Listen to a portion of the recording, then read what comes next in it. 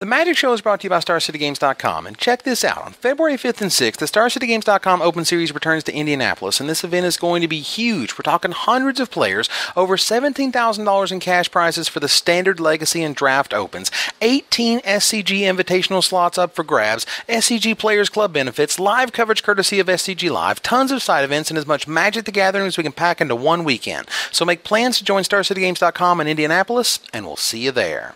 This is Conley Woods and Too Much of Him. Welcome to the Magic Show.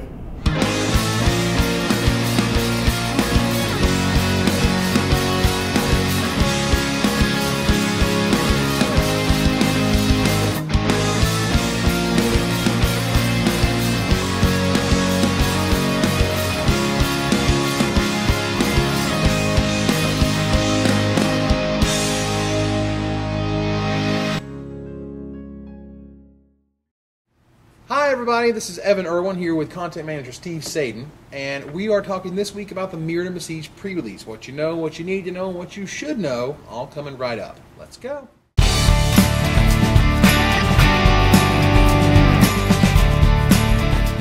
Hello everybody, we're back here talking about the Mirrodin Besieged Prerelease. Now the Mirrodin Besieged Prerelease is very interesting and very unique. The first thing it is very unique for is that you choose a faction as soon as you get there, right. Essentially, as soon as you sign up for a flight. Now they want to know whether you are the Praxians or the Mirrodins. That's right. And so the Praxians get to play with, or get to have the Glissa the Traitor promo card, whereas the Mirrodins get Hero of Bladehold. That's right.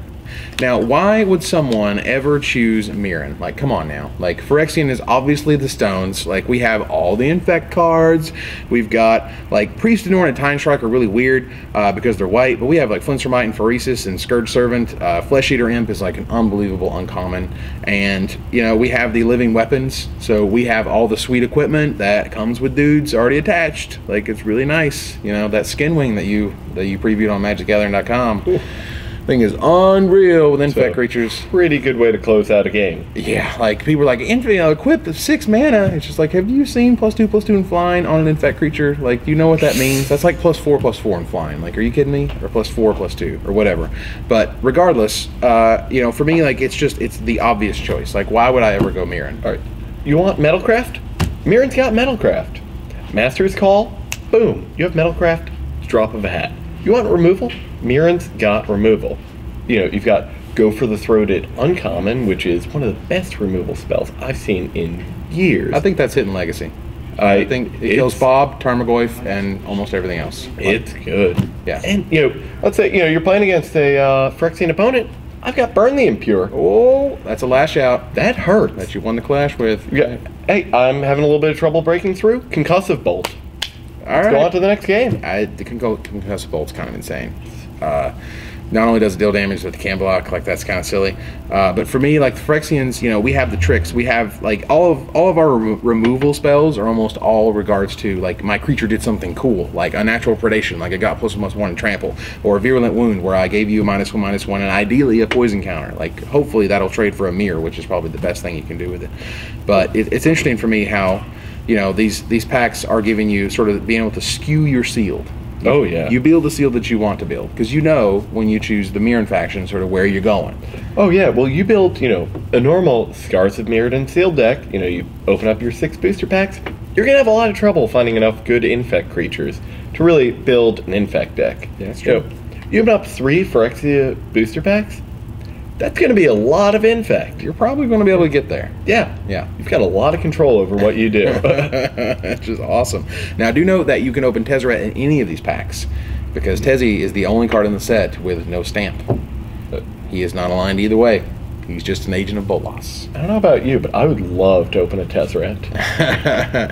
I would like the foil version. Ooh. I'm okay with the shiny version. I would be all right with that. Oh, you're not greedy at all? No, of course not. Also, no, speaking of foil versions, that you can open foil versions of any card in any of these booster packs. So you can open Mirrodin foils in Phyrexian booster packs. So I might, you know, be playing my Mirrodin deck, thinking that I'm perfectly safe against Evan, when all of a sudden he plays a Concussive Bolt and attacks me with a bunch of Infectors. And game. Yes. So, speaking of very skewed formats, the draft format for the pre-release is unbelievably different, like This crazy is unlike unique. anything we've ever seen before. This is nuts. Like, you get to choose the faction that you want to draft with at the pre-release. Now, at every other pre-release, this will not, or at every other event you have with Mirrodin Besieged, this will not happen. Just at the pre-release, you will have these faction packs that you're using to draft with, and you're choosing your faction when you sit down, and you're getting 2 faction packs and a pack of Scars of Mirrodin, and you draft them backwards. So, this creates a scenario in which one table could all pick Mirrodin or all pick Phyrexia, and then you get the most unbelievable decks ever. Now, keep in mind that in Limited, you're allowed to play more than 4 copies of a card. Yeah. If you pick up 5 Go for the Throats, you can play them all. That's great. Absolutely. You can go for the throat. I mean, you could literally have like 17 infect creatures as your deck. That could be just your deck, like, including like 6 septic rats or something insane. You know what I mean? Like, this could happen. These are actual scenarios that could happen. So, for me, this is like this crazy wild format. It's never going to happen again. Like, it's very unique. Like, these faction packs, for what it's worth, like in terms of Jonathan Medina said, and he's a sort of financial guy, he said that you should not open these. That you should take these, save these, try to get as many as you can, and not do anything with them, because they're not making any more of these packs. These packs are very unique. They have, like, they come in this special box that they give to tournament organizers and things, and they have Mirrodin on this side and Phyrexia on this side, and these boxes are, you know, unique products. They aren't going anywhere, they're not being made anymore, and they also include Tezzeret, which is nice, while also being themed. So 10 years from now, you know, these are going to be very interesting. They're collector's items. Yeah. We're not going to see anything like this probably ever again. I mean, in terms of the way they're doing it this time, I mean, certainly not. Like, Wizards knows better. Now, I've got an unrelated question for you. You're sitting down at a draft at the pre-release. Okay. You see 7 other people at the table have all sat down with 2 Phyrexia packs in front of them. What do? Do you want to be the only Mirrodin guy at the table? Or do you, I mean, do you join the Phyrexia army?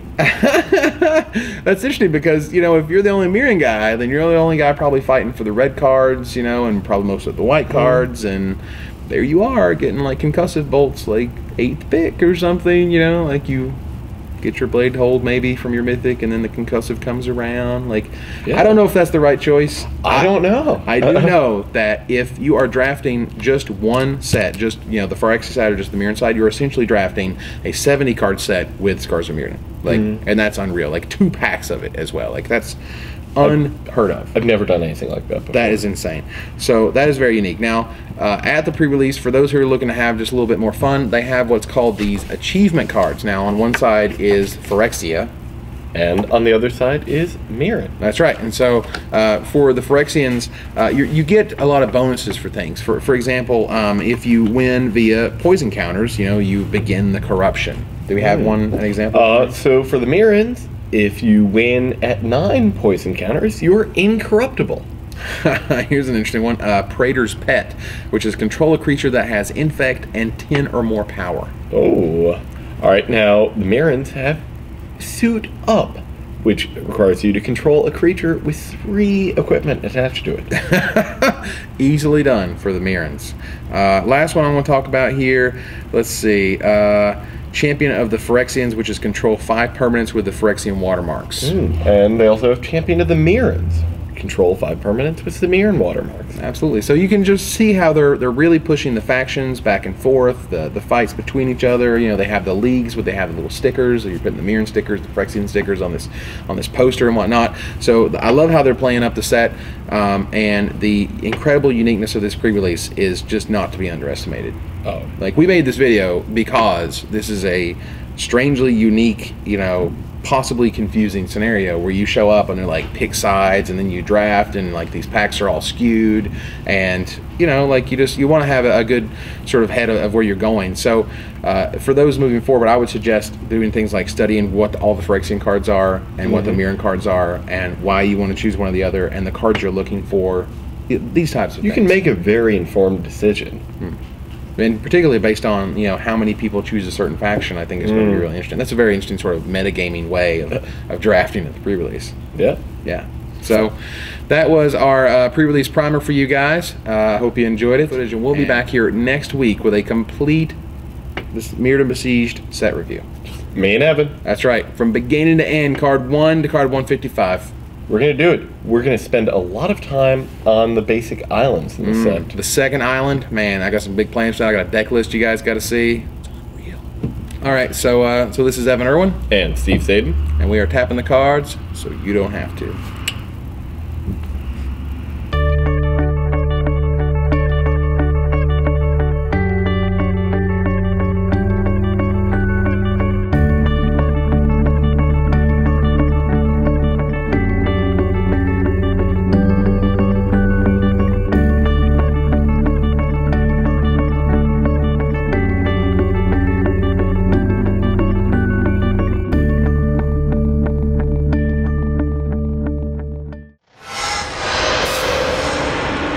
Always like the fatties.